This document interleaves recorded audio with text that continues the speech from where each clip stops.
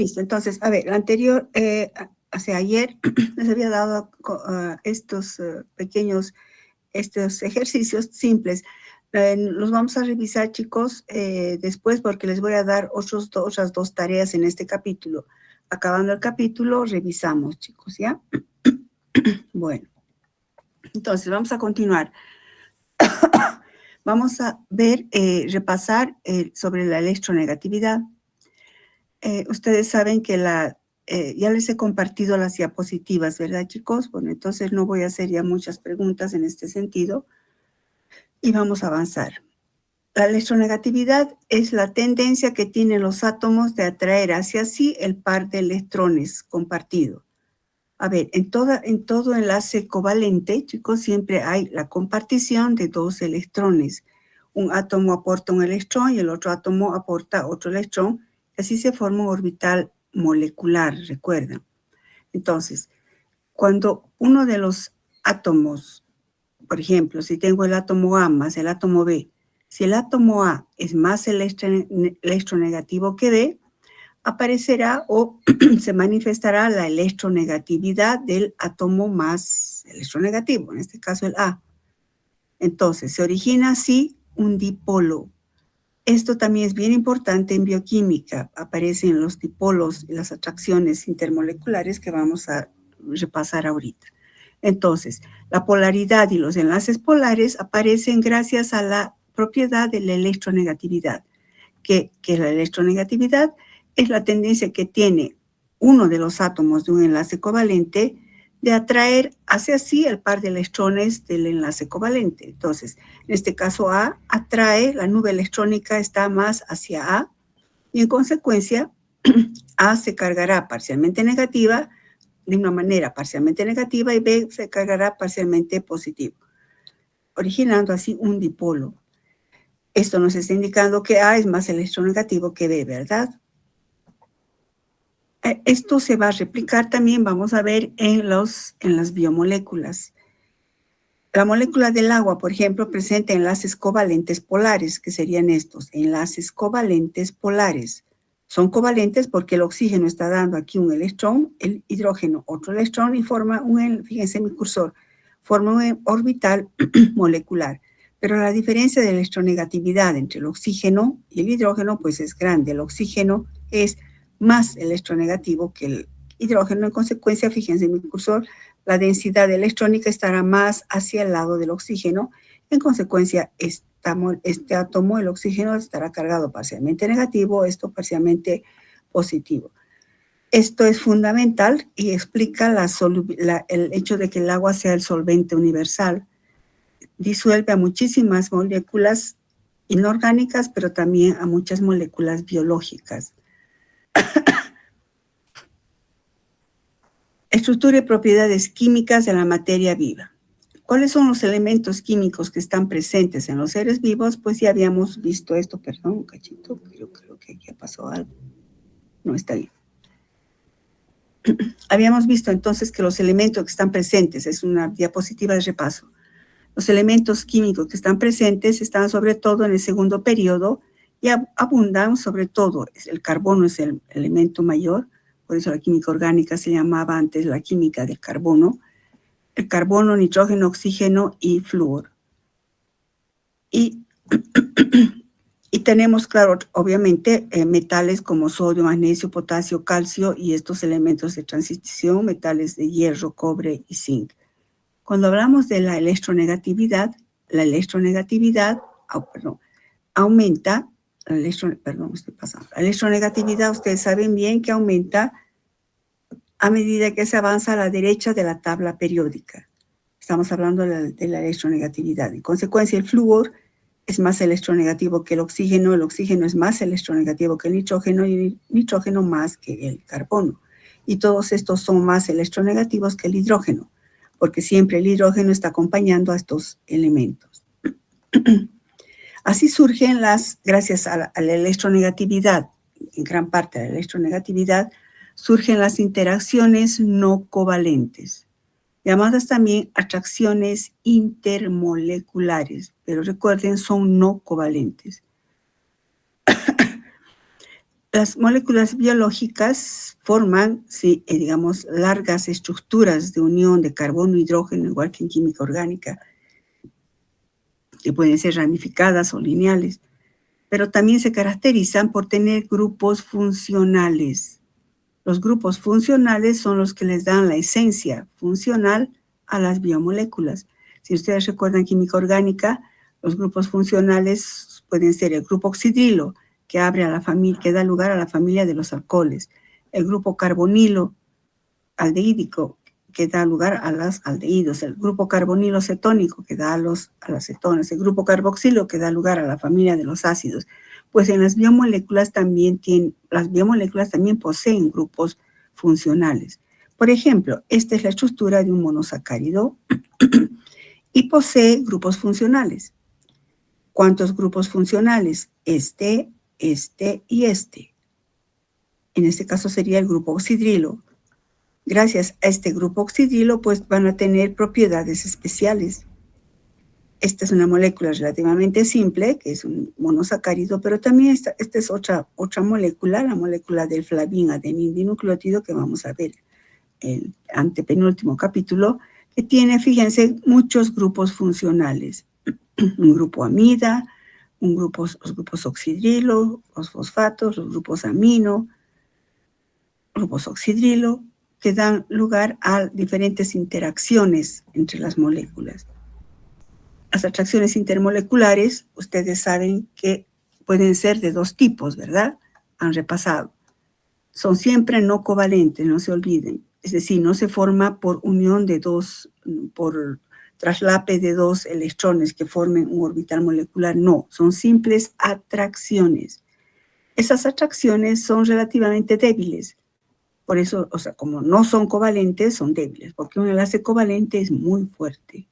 Entonces, las atracciones intermoleculares, que son atracciones no covalentes, son relativamente débiles y pueden ser de dos tipos, recuerdan, atracciones intermoleculares de naturaleza electrostática y atracciones intermoleculares de naturaleza hidrofóbica. Veamos las atracciones intermoleculares de naturaleza electrostática. Dentro de estas atracciones intermoleculares de naturaleza electrostática están los puentes de hidrógeno y los enlaces o atracciones o puentes salinos. Veamos el puente de hidrógeno, que ustedes saben muy bien. Son interacciones relativamente fuertes, es más, son las atracciones intermoleculares más fuertes. Si ustedes recuerdan química orgánica, y vemos cuáles son las atracciones intermoleculares, puentes de hidrógeno, atracciones dipolo-dipolo y las atracciones de Van der Waals. Entre estas, las atracciones más fuertes son las de puente de hidrógeno. ¿Se presentan en qué tipo de moléculas? En moléculas polares. Por ejemplo, aquí tenemos una molécula, nuevamente un monosacárido. Al tener un grupo oxidrilo, que es un enlace polar, sí puede formar puente de hidrógeno con otra molécula o en este caso, por ejemplo, con el agua. Si recuerdan que es un puente de hidrógeno, es un enlace no covalente en el cual un átomo de hidrógeno, fíjense en mi cursor, un átomo de hidrógeno está unido a un átomo electronegativo pequeño, fíjense en mi cursor, y que a su vez este átomo de hidrógeno es atraído por otro átomo electronegativo. Entonces, en este caso, el puente, por eso se llama puente de hidrógeno. El puente entre estos dos oxígenos es el puente de hidrógeno. Y es una atracción relativamente fuerte que justifica muchas propiedades, por ejemplo, la solubilidad de este monosacárido. Podrá formar puente de hidrógeno acá, podrá formar puente de hidrógeno con este y con este. Con este, ¿podrá formar puente de hidrógeno con el agua, chicos? ¿Este hidrógeno puede formar puente de hidrógeno con el agua? Chicos. No, doctora. No, ¿verdad? No, porque no está unido a un átomo electronegativo pequeño, está unido solo al carbono. La diferencia no es tan grande. En cambio, oxígeno e hidrógeno sí. El oxígeno es mucho más electronegativo que el carbono. Bueno, entonces se forma un puente de hidrógeno de esa manera. Pero no solo con el agua. Por ejemplo, puede aparecer Y eso es bien importante que ustedes reconozcan, chicos. Este es un puente de hidrógeno. Si yo pongo R, si ustedes reconocen, este es un aldehído. Pero yo lo he puesto R, porque no va a ser el etanal ni el propanal, sino que va a ser, por ejemplo, un monosacárido. Una aldosa que vamos a ver después. Este es un monosacárido que puede estar formando un puente de hidrógeno con, en este caso no es una amina, sino puede ser un aminoácido. Entonces, el puente de hidrógeno está acá, une a estos dos átomos electronegativos pequeños.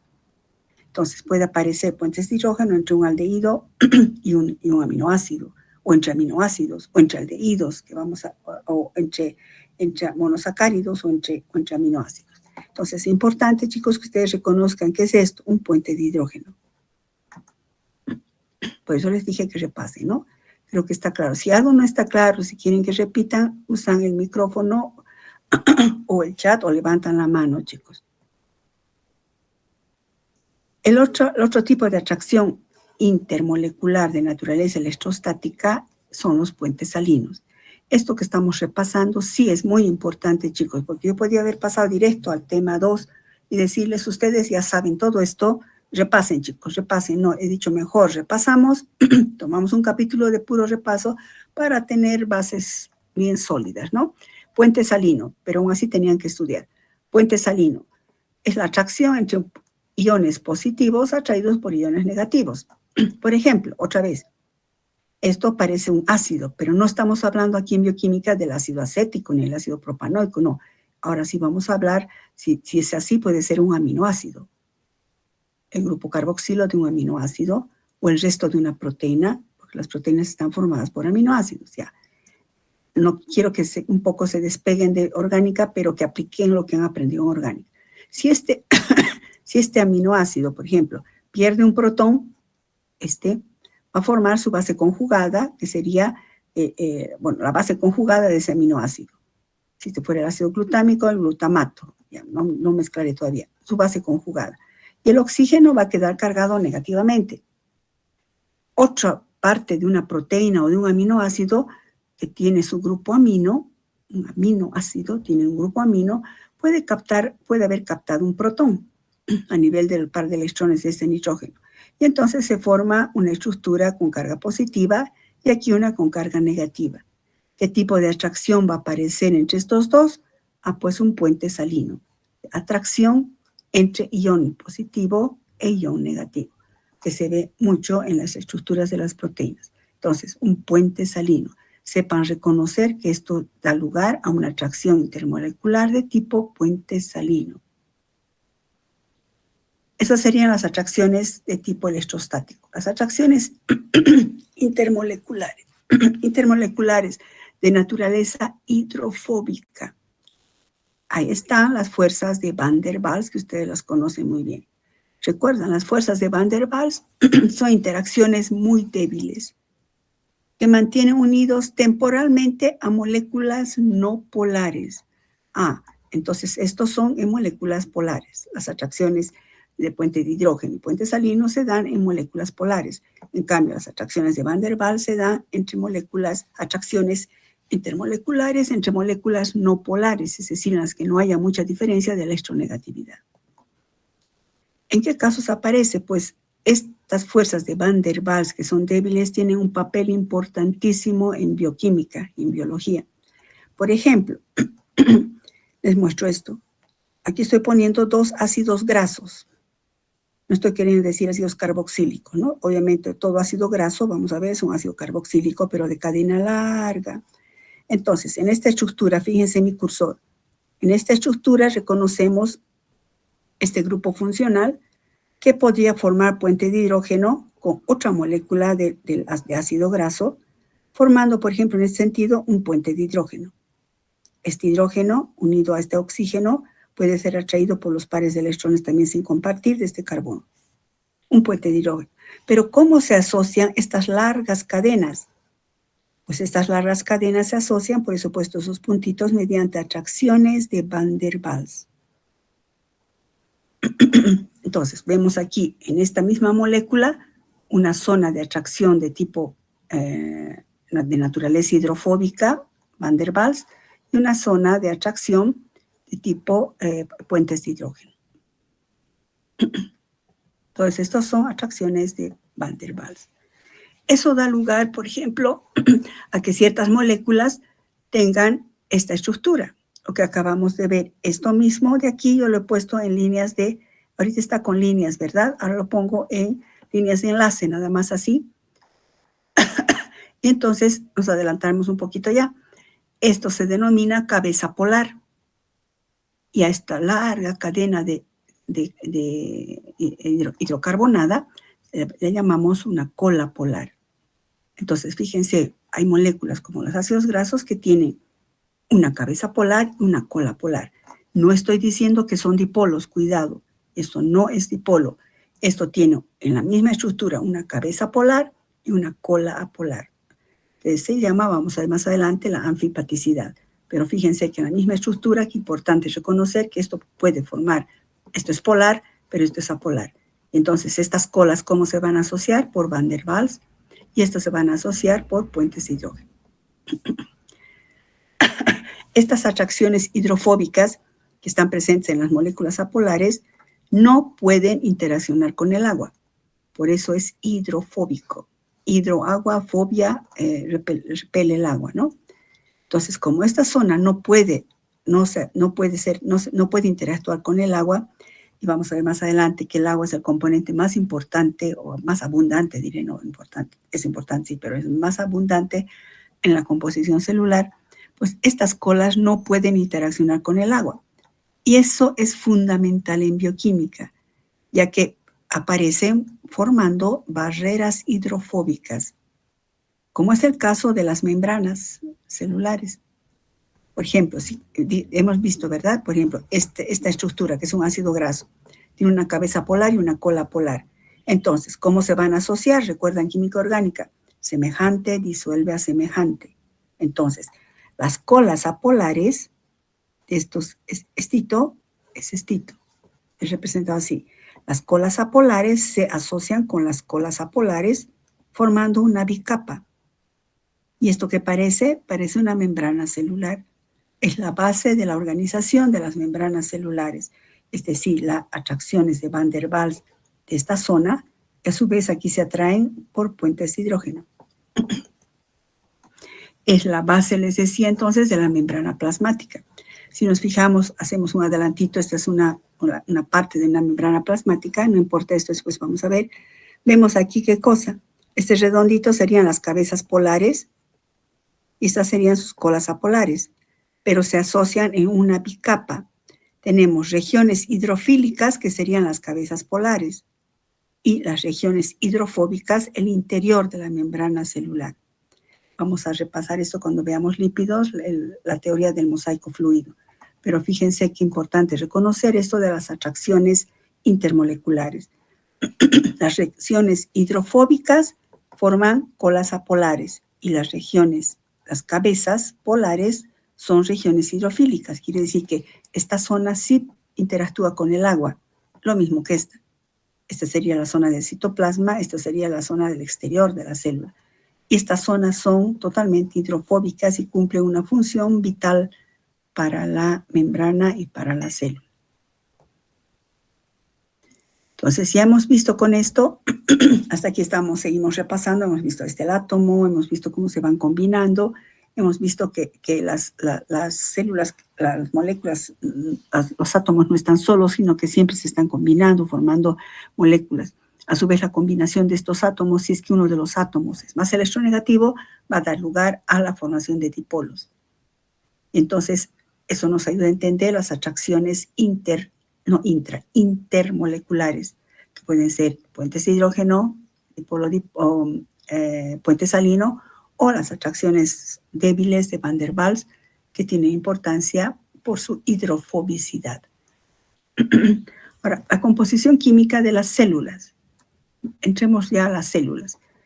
Los organismos vivos tienen en sus biomoléculas principalmente 6 elementos químicos: carbono, hidrógeno, nitrógeno, oxígeno, azufre y fósforo. Principalmente, digo, pero no son los únicos. Dentro de la composición química de las células hay sustancias orgánicas y sustancias inorgánicas. Las sustancias orgánicas son los principales componentes de los seres vivos y incluyen a estos grandes grupos: las proteínas, los carbohidratos, los lípidos y los ácidos nucleicos, que se conocen como biomoléculas. Este es el objeto de estudio de la bioquímica, la estructura y la función de las biomoléculas y la relación entre su estructura y su función. Entonces, ¿cuáles son las biomoléculas? Proteínas, carbohidratos, lípidos y ácidos nucleicos. Vamos a estudiar todo esto con sus subdivisiones correspondientes. Entonces, en la composición química de las células, las más importantes son las sustancias orgánicas. ¿Referentes a quién? A las biomoléculas. Pero también hay sustancias inorgánicas muy importantes, principalmente el agua, que es la sustancia más importante para la vida. También está como sustancias inorgánicas los minerales. Son elementos que se encuentran generalmente, debido al pH sanguíneo, que vamos a hablar ahorita, se encuentran como iones. Así tenemos el ion calcio, el cloruro, cobalto, cobre, cuproso, cúprico, ferroso, férrico, magnesio, fosfato, monobásico, dibásico, potasio, sodio, azufre en su forma de sulfato, de sulfuro y zinc, que son componentes también vitales para la célula. Si alguna vez han leído, recuerdan cuáles son los componentes importantes para un ser vivo. Que tienen que comer proteínas, carbohidratos, lípidos. Bueno, no come ácidos nucleicos, ¿no? Los ácidos nucleicos son ya importantísimos para su supervivencia y división celular. Pero necesitamos proteínas, carbohidratos, lípidos. ¿Qué más necesitamos? Agua. ¿Y qué más necesitamos? Minerales. Necesitamos calcio, cloro, y todos estos forman parte de las estructuras proteicas, son importantes en el funcionamiento de las enzimas, etcétera, etcétera. Para tener una idea de cómo se distribuyen estos componentes, los carbohidratos, los lípidos, los ácidos nucleicos, el agua, minerales, cómo se distribuyen más o menos en una célula, cuál es la disposición jerárquica, cuál es más importante, no más importante, cuáles son más abundantes, cuáles tienen mayor variedad. Para eso vamos a ver esta tablita, que es una composición química aproximada de una célula, pero de una bacteria, la Escherichia coli. La Escherichia coli es una bacteria que se ha usado mucho para estudiar biología molecular. Es una bacteria relativamente simple que se divide cada 4 horas, o sea que es fácil estudiarla. Es saprófito de nuestro intestino, pero cuando sale del intestino y va a otros órganos es patógeno, ¿no? Bueno, vamos a ver a esta bacteria. Vamos a estudiar una bacteria. Ustedes dirán, pero ¿acaso es lo mismo una bacteria que una célula humana o la célula de un elefante? No son lo mismo, pero tienen mucho parecido. Más o menos mantienen el mismo orden, casi el mismo orden de jerarquía. Desde una bacteria tan simple hasta la célula nuestra, la célula de un elefante, de una ballena, se mantiene lo mismo, lo que indica, ¿no?, un solo creador. Bueno, entonces, Escherichia coli. Vamos a ver aquí en esta parte, componente, agua, proteínas, DNA, RNA, carbohidratos, lípidos, iones inorgánicos, aminoácidos, nucleótidos, otros. Aquí vamos a ver en este caso, dice porcentaje de peso húmedo. Al decir porcentaje de peso húmedo, estamos diciendo más o menos cantidad relativa. ¿Cuánto hay? Luego, peso molecular promedio. En otras palabras, el tamaño. Número aproximado de moléculas por célula. O sea, cantidad también por cada célula. Cantidad por cada célula. Y tipos de moléculas por célula. O sea, la variedad. Entonces, el agua. El agua tiene un 70% del peso húmedo total. Su peso molecular 18, número aproximado de moléculas 4 por 10 a la 10 sería 40,000 millones aproximado de moléculas de agua. Y solo en un solo tipo de agua. No hay deuterio, nada, agua. Proteínas. ocupa más o menos el 15% del peso húmedo total. Su peso moleculares, vamos a ver cuando estudiemos proteínas, varían en estos rangos. Y su número aproximado, fíjense, hay aproximadamente entre 2 a 3 por 10 a la 6, estaríamos hablando a la mitad más o menos, 2.5 millones de moléculas de proteínas en una célula. 2.5 millones de moléculas de proteínas en una célula. Y variedad, 2.000 a 3.000 tipos de proteínas en una sola célula. Vamos a hablar de eso enseguida. El DNA, hay una sola molécula de DNA. Su peso molecular está fluctuando esta cantidad gramos mol. Número aproximado por bacteria, más o menos hay entre 2 a 4 moléculas de DNA. Y tipos de moléculas, uno solo. El RNA, peso húmedo, o sea, cantidad relativa, diré 6. Y su peso según el tipo de RNA, vamos a ver que hay mensajeros, todo eso, y va ahí. Carbohidratos 3 y así. Lípidos 2 y así.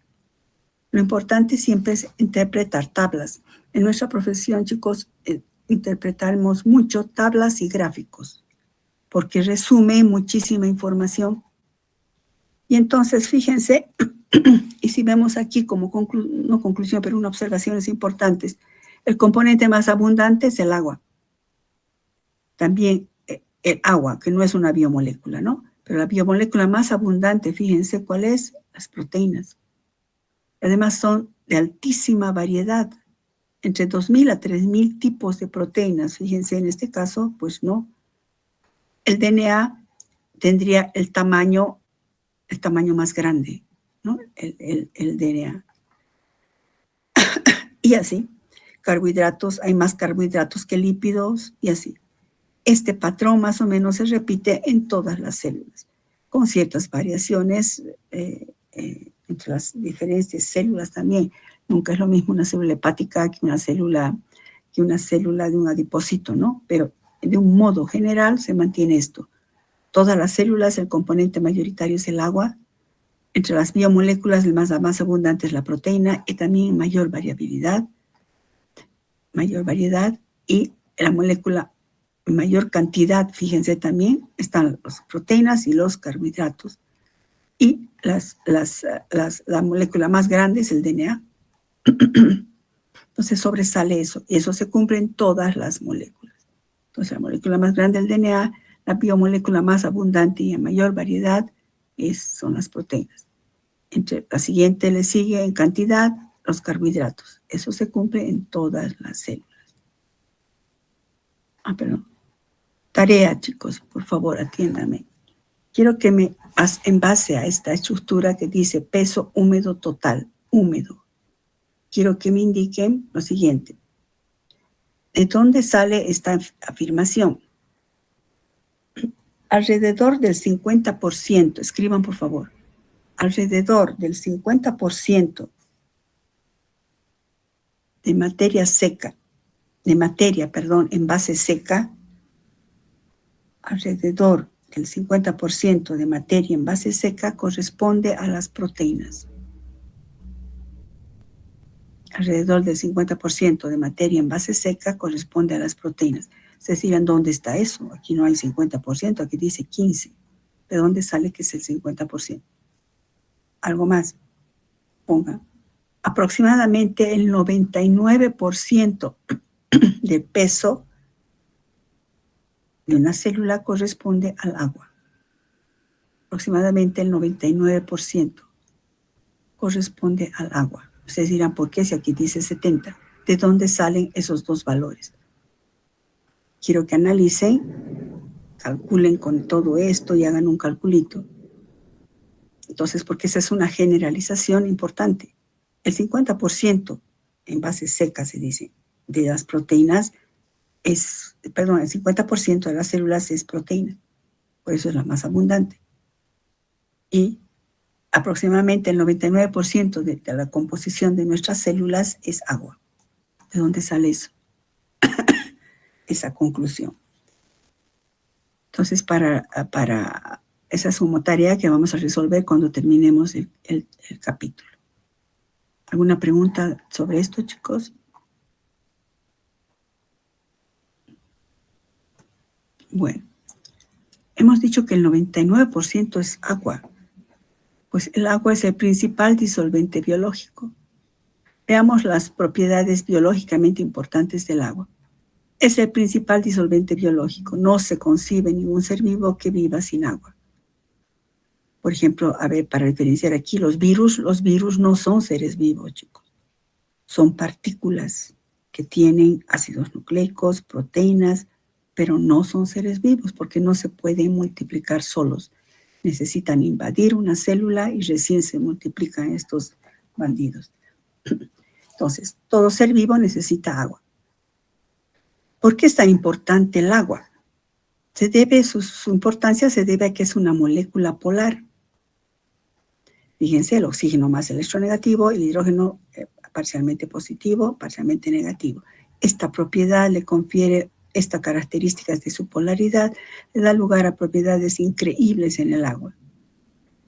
A su vez, cuando se forma el hielo, chicos, ¿verdad? En el polo, ¿por qué no se disuelve? Además, porque flotan los geysers, no son geysers, los icebergs, porque flotan. ¿Cómo se permite que eso más se mantenga en el planeta? Por las características del agua. El agua forma atracciones de tipo tetraedro y cuando está como hielo, su densidad es menor, por eso flota el hielo en el agua. Eso garantiza también que haya vida dentro del agua, porque si todo el agua se congelara no habría vida, ¿verdad? Bueno, son características de nuestro planeta, magníficas características. El agua es un buen disolvente de solutos polares e iónicos e interacciona con algunas biomoléculas mediante atracciones por puentes de hidrógeno, solubilizándolas. Entonces tengo el agua, nuevamente ese monosacárido, y va a poder solubilizarlas gracias a los enlaces polares. Ustedes saben que el agua posee una constante dieléctrica muy elevada, ¿no? 20 dB. Por eso al tener una constante dieléctrica elevada, es capaz de disolver a muchos compuestos iónicos y polares. Entonces, en este caso, gracias a este oxidrilo, formaría un puente de hidrógeno. Gracias a este y gracias a este. ¿Cuándo un compuesto es soluble en agua? Chicos, ¿cuándo un compuesto es soluble en agua? A ver, el aceite será soluble en agua. Sabemos todos por lo que vemos que no es soluble en agua. ¿Cuándo un compuesto es soluble en agua? Chicos. Tal vez por su densidad. Buenas tardes, doctora. Buenas tardes. Por su densidad. ¿Quién está hablando, perdón? ¿Alejandra o Romaldina? Romaldina, doctora. Yeah. Por su densidad, me dices tú. Hay una generalización. Cuando un compuesto es soluble en agua, ¿alguien puede a aumentar algo que ha dicho? Por la densidad, no tiene nada que ver la densidad, Romaldina. Por la polaridad del compuesto. Por la polaridad, y ya. la temperatura también. No tanto la temperatura del agua. No tanto la temperatura. Obviamente que a mayor temperatura, mayor solubilidad, pero no es la base. ¿Alguien levantó la mano? ¿Cuándo puede disolverse en el agua formando una solución homogénea? A ver, un compuesto soluble en agua cuando puede disolverse formando una solución homogénea, pero estructuralmente, ¿cuándo? Nichols, ¿me puedes decir? Buenas, doctora. Cuando los iones se llegan a disociar con el agua. Eso, digamos, me estás hablando de la solubilidad de una sal, cuando se disocia la sal y se disuelve. Pero no, me refiero, ¿cuándo se dice que un compuesto es soluble en agua? Chicos, mi pregunta está muy abierta, espérenme. Aquí está. ¿Cuándo va a ser soluble en agua? A ver, ¿quién quiere decir? ¿Abigail? Abigail quería hablar. Sí, ¿no? Abigail, ¿puedes hablar? O puedes poner en el chat si quieres. ¿Podría ser cuando el componente es polar? es polar. El tricloruro de carbono es polar, pero no es soluble en agua. A ver, esto es importante. Un compuesto, chicos, es soluble en agua cuando puede formar puentes de hidrógeno con ella. Esa es la respuesta.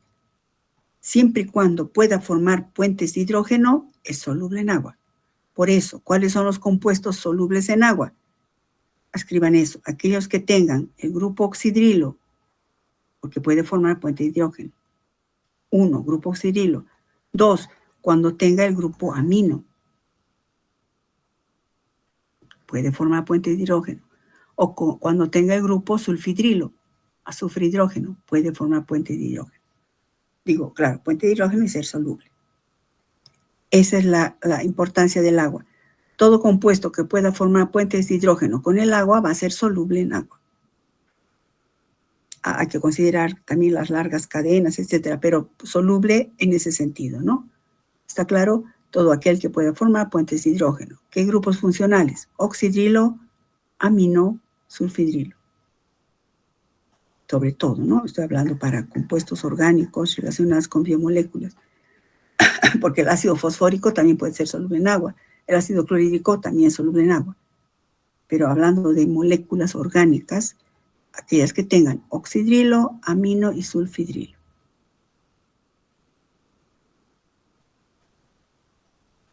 Ahora, hablando del agua, surge el concepto del pH. Veamos el pH y los valores fisiológicos del pH. El agua, si bien es neutra, chicos, pero se puede disociar. El agua puede disociarse en un protón más un oxidrilo, que le vamos a llamar ecuación 1. A su vez, el protón es sumamente activo e inmediatamente va a reaccionar con otra molécula de agua. En este caso, el agua captará un protón y formará el hidróneo. Si sumamos esto, protón y protón se va, llegamos a que 2 moléculas de agua se disociarán formando hidróneo más oxidrilo.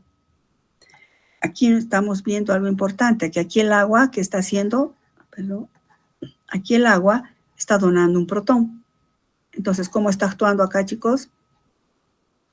Todo compuesto que dona un protón, ¿cómo se dice? ¿Qué se dice que es? Un ácido. Aquí el agua, ¿qué está haciendo? Está captando este protón. Entonces, está actuando como base. ¿Cómo se llama? Capta un protón, ¿verdad? ¿Cómo se llaman los compuestos que actúan como ácidos y bases? La primera parte sería base y la otra parte sería, la segunda parte es base y la primera parte es ácido. Eso, aquí está actuando como ácido, aquí como base. ¿Cómo se llaman los compuestos que pueden actuar como ácido y base? Sustancias anfóteras. Anfóteros, eso. El agua, eso, el agua es anfótero, por ese motivo. Es un anfótero.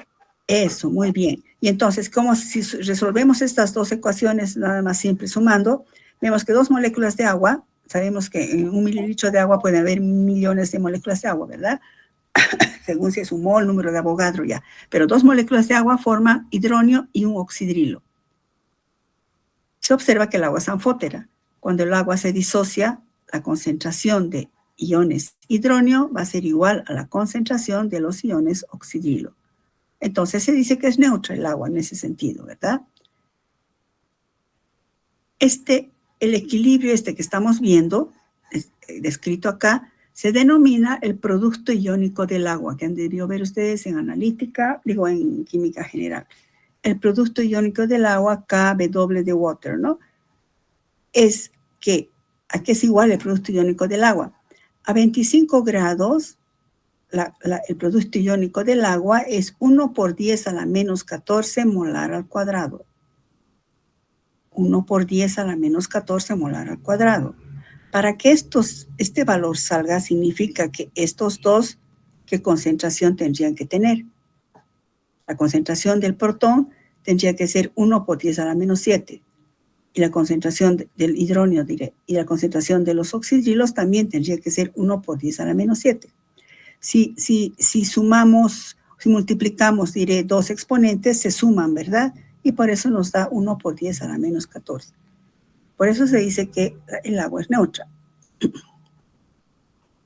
Es decir, repito nuevamente que a 25 grados centígrados, condiciones normales, el pH de agua pura y en cualquier solución acuosa que contenga concentraciones iguales de hidróneo y de oxidrilo, el pH será 7, agua neutra.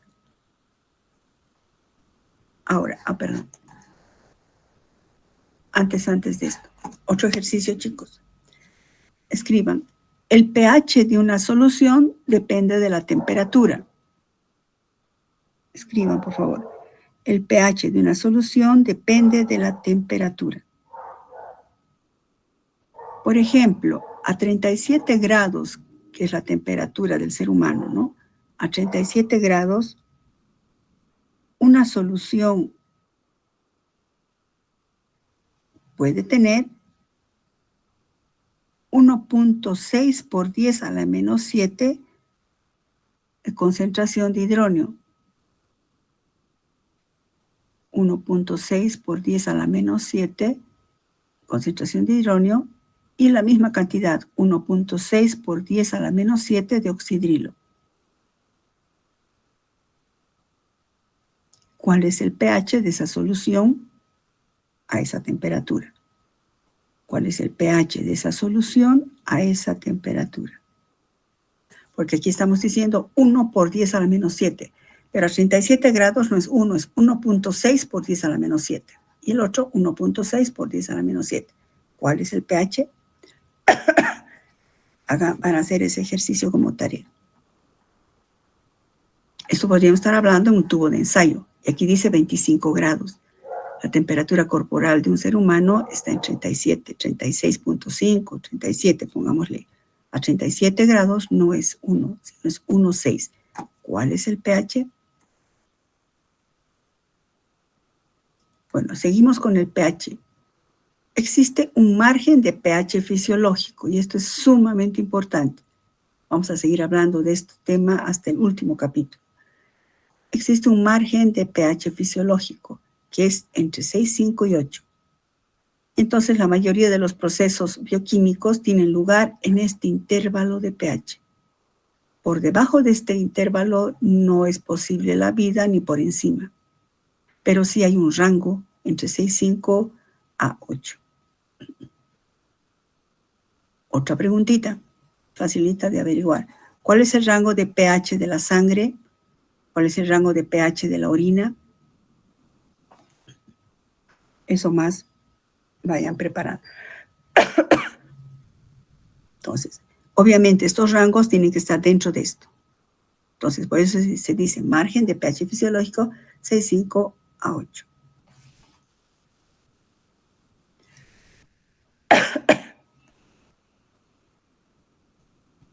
Bueno, con esto hemos acabado de repasar todo lo que es los enlaces, las atracciones intermoleculares, la electronegatividad, composición relativa de las diferentes biomoléculas y iones en una célula. Hemos visto la importancia del agua y cómo el agua interviene en este concepto que es el pH, ¿no? Pasamos a ver ahora a las biomoléculas. Las biomoléculas son nuestro objeto de estudio. Vamos a estudiar todo el año a las biomoléculas. Hasta el antepenúltimo capítulo. Desde el punto de vista químico, ustedes han visto en orgánica. Bueno, las biomoléculas son polímeros, chicos. Ustedes saben por química orgánica que polímero viene del griego polis mucho, meros parte. Es decir, que tiene muchos componentes individuales. Las características de un polímero son las siguientes. Todo polímero tiene un elevado peso molecular.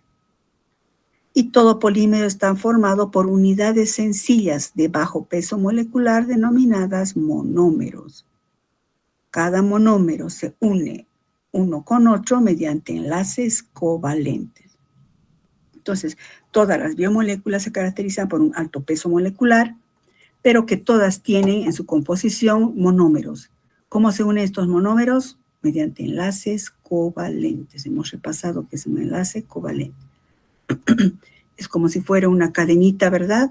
Donde cada eslaboncito de la cadenita es el monómero. Cada eslaboncito se une con otro mediante enlaces covalentes. Los polímeros pueden ser de dos tipos: homogéneos, es decir, que tienen unidades monoméricas idénticas y por tanto no integran información secuencial. A ver, aquí ¿qué es eso de información secuencial? Ahorita no puedo explicar. Vamos a hacer lo que yo le llamo la técnica del cuentito de Hansel y Gretel. No sé si alguna vez han escuchado. El cuentito de Hansel y Gretel es un cuento de los cuentos de hadas de Grimm, que dice que había, rápido les digo chicos, dos huerfanitos, el papá, muere la mamá y el papá se casa con otra, la madrastra malvada, y todos muy pobres ahí dicen, bueno, muy cruel, ¿no? Tenemos que deshacernos de tus dos hijos porque no podemos mantenerlos. Y Hansel, que es el niño, y Gretel, la niña, Hansel escucha y dice, nos van a mandar al bosque. Y le dice a Gretel, no comas el pan que nos van a dar de desayuno, guárdatelo. ¿Por qué? Porque vamos a ir dejando miguitas en el camino para volver. Entonces hacen eso, no comen y al día siguiente los llevan caminando a la profundidad del bosque. Y muy cruelmente pues los abandonan. Pero Hansel le había dicho a Gretel que vaya dejando miguitas. Y entonces, gracias a las miguitas, van volviendo por el camino. ¿Por qué digo esto? Porque ahora nosotros vamos a hacer eso. Por ejemplo, estoy dejando una amiguita. Digo, los polímeros homogéneos constan de unidades monoméricas, tienen unidades monoméricas idénticas y por tanto no integran información secuencial. ¿Qué es eso? Una amiguita. Después vamos a volver sobre lo mismo para entender mejor, ¿ya? No puedo dejar de poner esto. No integran, porque esto no me van a entender ahorita. No integran información secuencial. En cambio, los polímeros heterogéneos contienen diferentes monómeros en diferente cantidad y sí integran secuencia informativa específica. Entonces, los polímeros homogéneos no. Información secuencial, los heterogéneos sí. ¿Qué es eso de información secuencial? Después vamos a ver. Entonces, las biomoléculas hemos dicho que son poliméricas, están formados por la unión de varias unidades monoméricas. Y tenemos los siguientes. ¿Cuáles son las biomoléculas poliméricas? Proteínas, ácidos nucleicos, polisacáridos. Ustedes dirán, ¿acaso no son las biomoléculas? Proteínas, carbohidratos, lípidos y ácidos nucleicos. ¿Dónde están aquí los lípidos? ¿Dónde están los carbohidratos? Simples, porque no son poliméricos. Las biomoléculas poliméricas tenemos las proteínas, ácidos nucleicos, polisacáridos. Pueden aumentar, ahí chicos, escribir. Los lípidos no son poliméricos. O sea, no tienen alto peso molecular, no están formados por monómeros. Los lípidos no son poliméricos. Ni los carbohidratos simples. Solo los polisacáridos.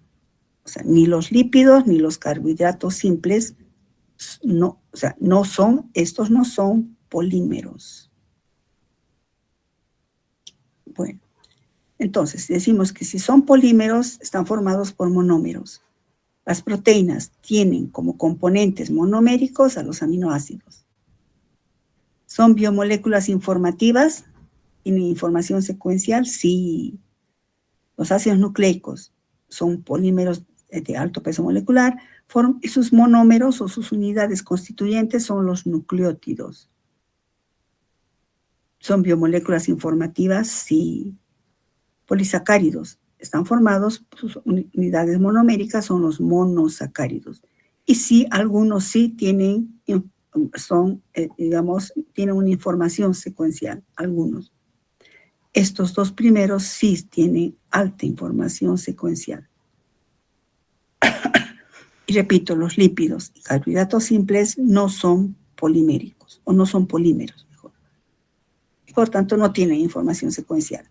Fíjense que la información secuencial está relacionada con el hecho que sean polímeros. Ahorita, ¿qué es eso? No puedo hablar, pero sí, tampoco puedo dejar de poner. Son miguitas que vamos a dejar y luego vamos a volver sobre eso. Bueno, con eso ya estamos definiendo entonces qué son las biomoléculas, cuáles son, carbohidratos, lípidos, proteínas. De estas son polímeros de alto peso molecular, solamente proteínas, ácidos y polisacáridos. Y estos pueden tener una información secuencial. Ni los lípidos, ni los carbohidratos simples son polímeros, ni tampoco tienen información secuencial. ¿Sí? ¿Alguien quiere hacer alguna pregunta? Chicos, ¿alguien quiere hacer alguna pregunta? Alguien quiere unirse, dice. Voy a admitir. Ya.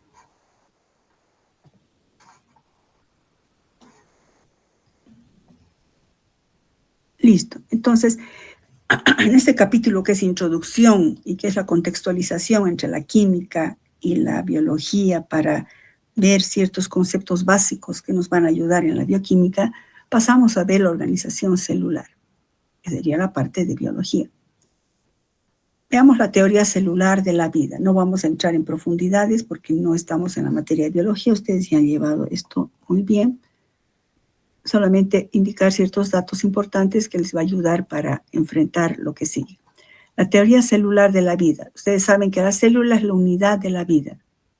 En la célula se puede ver todos los mecanismos inherentes a un ser vivo.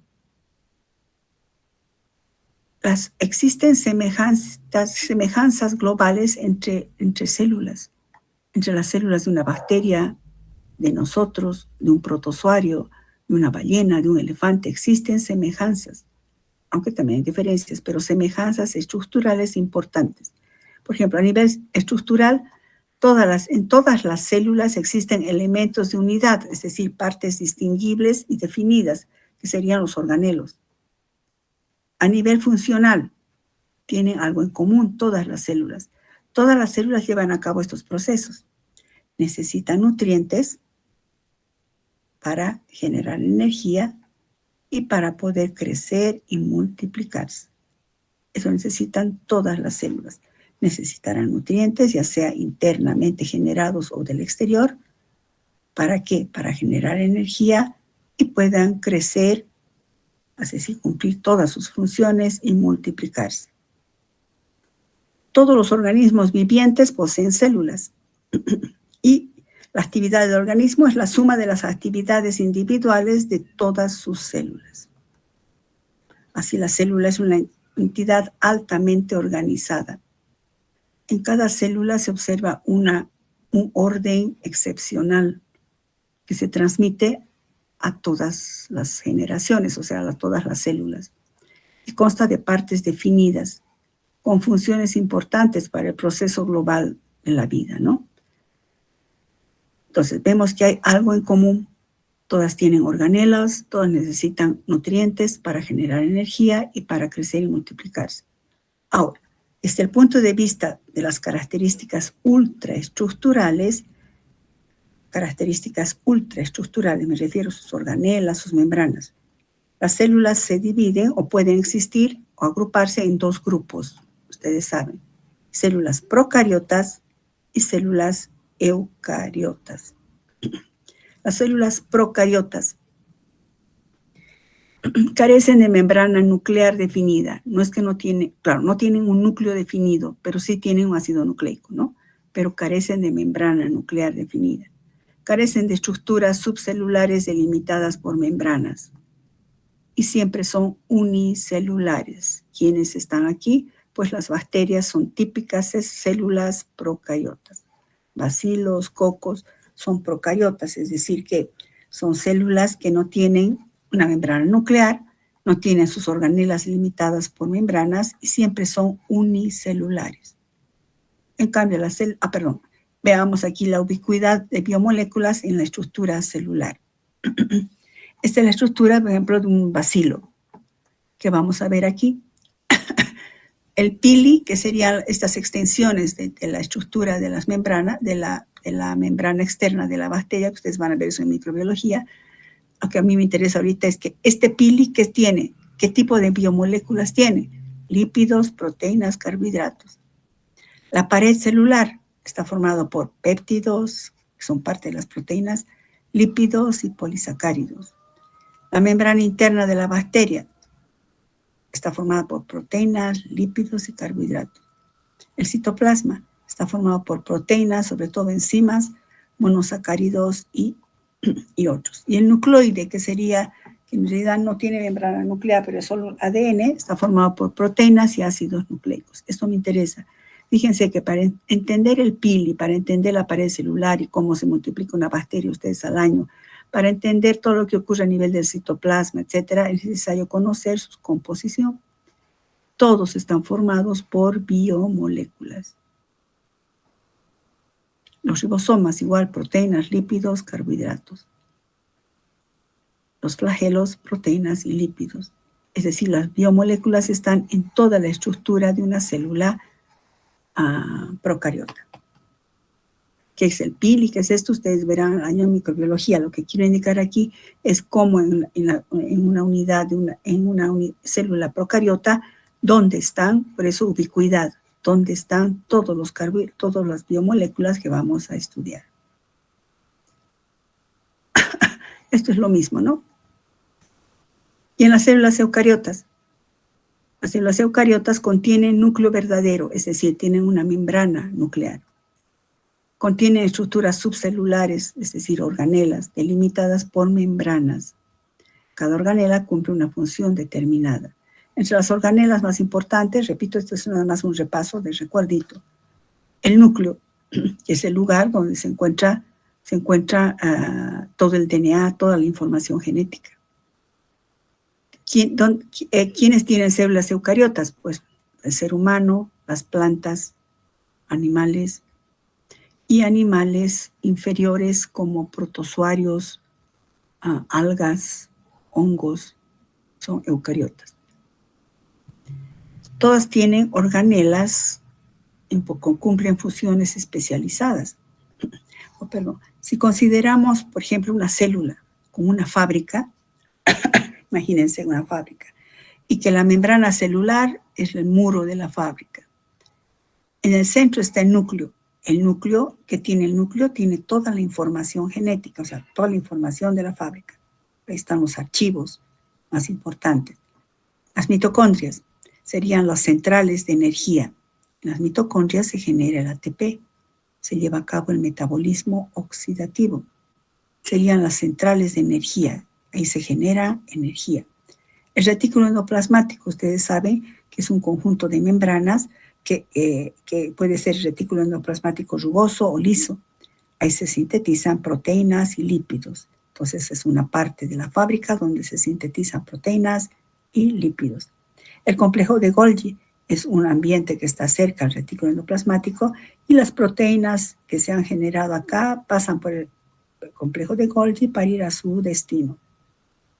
Y los lisosomas serían los basureros, algo así. Tienen enzimas hidrolíticas para hidrolizar ciertos compuestos que no son útiles o contaminantes de la célula, ¿no? Y el citoplasma sería toda la parte de la fábrica donde están las enzimas que hacen las transformaciones, etcétera, etcétera. Si vemos nuevamente aquí una célula eucariota, fíjense, ubicuidad nuevamente. Citoplasma es rico en proteínas y muchos otros, minerales, etc. Los lisosomas son ricos en enzimas hidrolíticas, el nucleolo rico en ácidos nucleicos y proteínas, el núcleo ricos en ácidos nucleicos y proteínas, retículo endoplasmático rugoso rico en proteínas y lípidos, el aparato de Golgi igual, lípidos, proteínas y polisacáridos, las ribosomas ricos en ácidos nucleicos, sobre todo RNA y proteínas, el retículo endoplasmático liso, lípidos y algunas proteínas y así. Lo que está en rojo son todas las biomoléculas que vamos a estudiar. Entonces, fíjense, estudiar estas biomoléculas ayudará a entender también la función de una célula. Bueno, eso sería todo. Eso sería todo respecto a este capítulo, chicos. ¿Alguna pregunta de cualquiera de las diapositivas?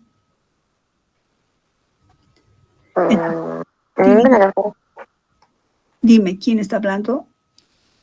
Todo está bien, doctora. ¿Todo bien? Bueno. Entonces, no se olviden, chicos, que tiene esas tareitas, ¿no? Son cosas simples. Lo del porcentaje de la tablita, asumo que ya han hecho esto de las estructuras de Lewis, la tablita y cuál sería el pH de una solución que estaría en una temperatura corporal, ¿no? ¿Sí? ¿Que alguien pregunta? Dime, Romaldina. Doctorita, una consulta. No he podido comprender muy bien eso de materia seca o algo así habló. ¿Podría volver a explicarme, por favor? Ah, ya, es Tito. Ya, aquí, eso es para que un poco investiguen también, chicos. Por ejemplo, eso de materia en base seca, en base húmeda, es un tanto más, digamos, metodológico. Quiere decir que en base húmeda, el agua está en 70%, que significaría que 70 sería el 100%. ¿Cuánto nos queda? 30. Quiere decir que de 30 gramos, que sería en base seca, ¿cuáles serían los porcentajes de estos? No les pidió de todos, solo de las proteínas y del agua. O sea, no sé si me entiendes. La cantidad de agua total sería 70. O sea, 70 sería el 100%. ¿Cuánto nos queda? 30. Quiere decir que 30 gramos es en base seca. Ahora, ¿en qué porcentaje corresponde 15 a la base seca de 30? Es como analizar la tabla, chicos. ¿Qué significa peso húmedo, peso total? Quiero que lean y quiero que hagan esto. Pero ya te estoy guiando. 70 en peso húmedo total es 70. Es como si 70 fuera el 100%. Todo el agua, humedad. ¿Cuánto me queda? 30. 30 gramos, ¿a qué porcentaje corresponde? 15 de 30 gramos. ¿A qué porcentaje corresponde todos estos? Eso sería en base seca. ¿Está claro? Ya, doctorita, gracias. Si no está tan claro, quiero que hagan, chicos. Igual van a hacer conmigo, pero quiero que hagan. De eso se trata. ¿Alguna otra pregunta? Doctora, buenas tardes. Buenas tardes. Entonces, en la tabla que usted está diciendo que las proteínas es el 15% del total, serían 15 gramos, que va a ser el 100%. No. El 100%, ya que 70 es el agua total húmedo, agua es 70, lo que queda es 30. 30 es el 100%. Ya. Y de ahí sale facilito. Ya le comprendí. Gracias, doctora. Ya.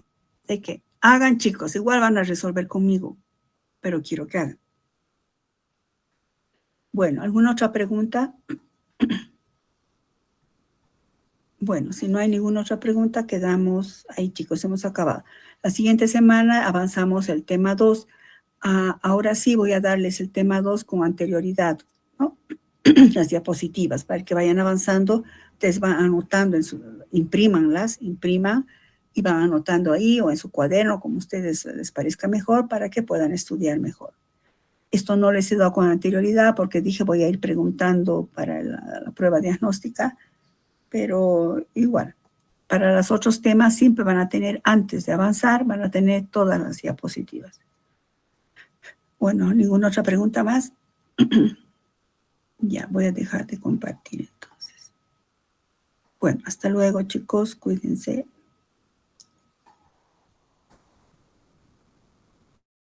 Hasta luego, doctora.